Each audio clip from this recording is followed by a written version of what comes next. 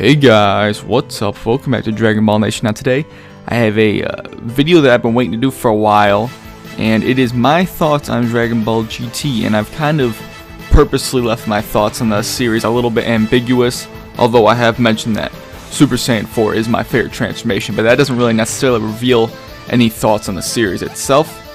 And I kind of decided to do this in honor of my 500 subscribers, me reaching that point. So let's get right into this video.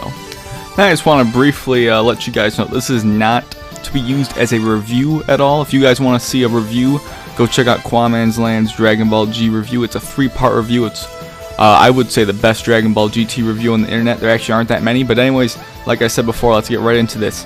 So I'm going to go on and start from the beginning of Dragon Ball GT, what I thought of the beginning, because that is what most people consider the weakest point of the whole series. I don't necessarily like the whole Black Star Dragon Ball thing. It's not the concept that's bad, it's just that they came out of nowhere and there really wasn't much of an explanation, that they just kind of always been there, and that was really just some bad writing in my opinion. Now as far as Goku being turned into a kid, there's good and bad with that. A lot of the bad obviously does come with his implied reduced power. It is implied that he's a little bit weaker as a kid, and we don't get to see enough adult Goku, and he became much more childish. The whole GT series in itself was much more childish than Dragon Ball Z was as a whole. But aside from that, I think it was good in a way that Goku became a kid, because it gave some of that. I got a little bit, not a whole lot, but a little bit of nostalgia from Dragon Ball, and some similarities in that sense, but it was still very different from Dragon Ball, and as well as Z. But many people would say that's what they were trying to capture the feeling was Dragon Ball. They were trying to capture that feeling. Going forward though, on their journey to collect the Black Star Balls, I don't think most of that was very good at all. Frankly, it was rewatching the series before this video, it was actually quite boring, and it was very surprising because I hadn't seen GT in a while. When I was rewatching, I was bored during a lot of those scenes, and that definitely says a lot. That's pretty lackluster, especially because Dragon Ball, I usually like anything Dragon Ball, but I don't remember GT being quite as boring in that first, parts of the series. Now moving up to Legic, when they first fought Legic, that was an interesting battle. It wasn't half bad at all. It was one of the first, I guess you could call it high points of the series, but it could have been handled a little bit better. It was pretty much a one-sided fight between Super Saiyan Goku and Legic. But moving forward from there, and I believe Zunama came up after with his, earthquake, quote-unquote earthquake abilities. He could predict the earthquakes. It was definitely a childish part of the whole series, but I thought it was very interesting, and it was a decent character, to be quite honest. Then moving forward, we had, to the next big fight of the series was General Rildo. I'm not going to cover everything here, guys. I'm just going to cover some notable points in this series. General Rildo was one of the a very fantastic fight in my opinion between Goku and him, because it was pretty. It wasn't necessarily a one-sided fight, and Rildo had very interesting powers. Now moving on from that, we had the whole concept of Baby and all that. There was a lot of build up to Baby's character, and I thought Baby was actually one of the better villains in all of the Dragon Ball series, all three series that we had, even though he wasn't on my top 5 list, but he was close to it. But Baby was an interesting character. I didn't I didn't care for the voice acting that was done for him. I thought there could have been a better one, but it wasn't terrible, but I didn't exactly like it too much. But the concept of Baby, his abilities and all that, and many of the fight scenes were fantastic, I thought. It was a little bit weird when Goku reverted back, the whole scene where he, turns back into a base form after using his Super Saiyan 3 abilities. That was a little bit, interesting. But then we, get introduced to Super Saiyan 4, which I have said is my favorite transformation in the entire series.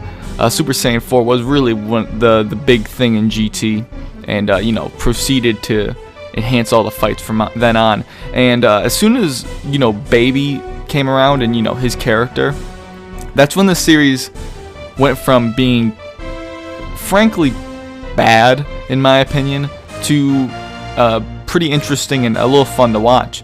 After Baby, we saw Super 17, which I thought, like the Baby saga, I actually enjoyed quite a bit.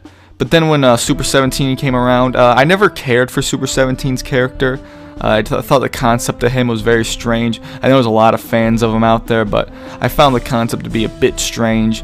I thought he was kind of just a strange villain that I never really cared for too much.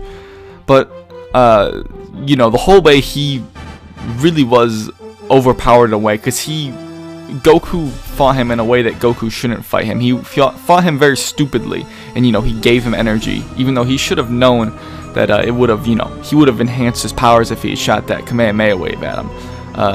And the way that 17 kind of, you know, went out and died was a little bit silly as well. Kind of just letting it happen was a bit strange. There's a lot of points in GT that we can all agree have pretty bad writing.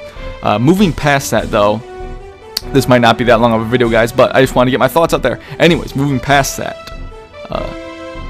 we have the, you know, Shadow Dragon arc, and this was definitely this was the high points of the series. It was on par. The first parts of the Shadow Dragons were on par with the baby arc, in my opinion. The first few were a little bit weird. I did like Hei's Shenron with his whole, you know, pond or lake that weakened the warriors. I mean, it was a little bit silly, but I love the concept. Most of the Shadow Dragons, I love the concepts of. One of the highlights is obviously Nova and Ice Shenron as well. And of course, we all know Sin and Omega Shenron. Those last few episodes of Dragon Ball GT, guys, I know a lot of you might hate me for this. I know a couple guys in particular might find this upsetting, but I really enjoyed those last 10 or so episodes of Dragon Ball GT. I really was a big fan of those, to be quite honest.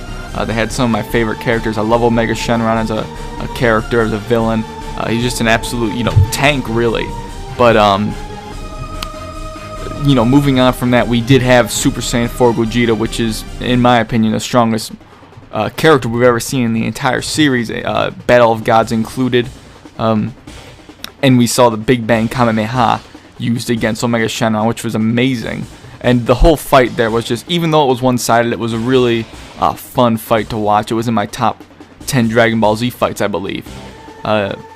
But aside from that, moving on to the, you know, conclusion when the Universal Spirit Bomb was used, and we see Omega Shenron get completely obliterated, which was an insanely epic scene. Although, you know, there were obviously some problems with characters really just jumping into the fray. But it was cool at the same time. But I had some problems with the characters jumping in and being distractions. It was interesting, but you know, it could have been done a little bit better. But like I said, it wasn't a really nice touch, but it just could have been executed more, if you understand. Because they were just tossed aside. There wasn't enough shown of those scenes, is what I'm trying to say. But moving on from that, we have the ending, where Goku does ride off with Shenron, and it's not really explained exactly what happens. But I thought that ending was actually pretty fantastic. It's definitely better than what we had in Dragon Ball Z. Although the ending did get a little bit muddied up with the whole, I believe it was 100-year time skip to, you know, Goku and Vegeta Jr. I thought that could have been executed better.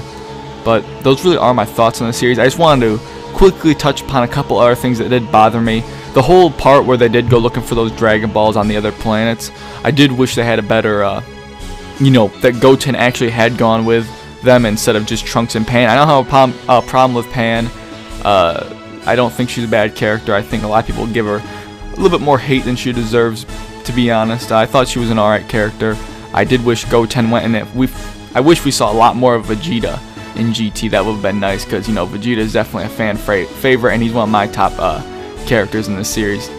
And one more thing that I should probably mention, Goku getting cut by glass, and the whole part where Trunks got injured in a car accident. Those are definitely two pretty stupid scenes in my opinion. Actually, I'm pretty sure everyone's opinion, those are pretty stupid, but I just wanted to, you know, throw those out there. So guys, that has been my little synopsis of what I think of GT. I know it wasn't too in-depth, but like I said, it's not really a review. I'm not really good at doing reviews, guys. If you guys want a review, definitely check out Quaman's video, which I link in the description below. It's definitely the best review, in my opinion, on the, you know, on YouTube. So, like I said, guys, that's been it. Thanks for watching. If you enjoyed it, you know, like the video, subscribe, all that, you know, all that shit. But Yep, that has been it, guys, and I'll catch you later.